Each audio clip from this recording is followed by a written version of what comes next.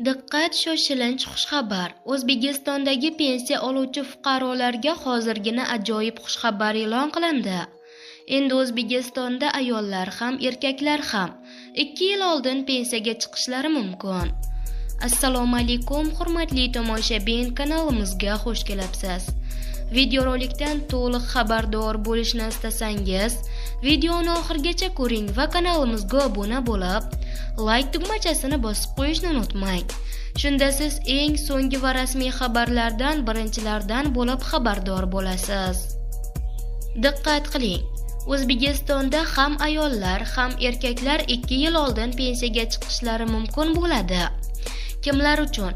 Endilikda ish joyidan ayrilgan, agar shtat qisqartirilgan bo'lsa yoki korxona yopilib ketsa, belgilangan muddatdan 2 yil oldin pensiyaga chiqish imkoniyati beriladi. Yangi qoidalarni 2026-yil 1-iyundan boshlab joriy etish rejalashtirilgan. Ekspertlarning ta'kidlashicha, bu to'lovlar davri sezilarli darajada oshiriladi.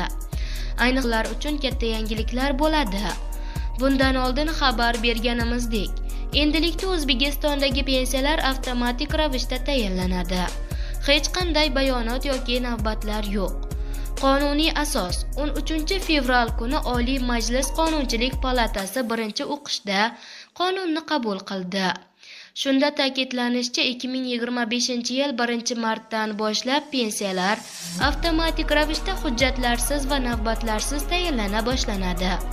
Bu qanday ishlaydi? Davlat organlarining o'zlari barcha kerakli ma'lumotlarni almashadilar.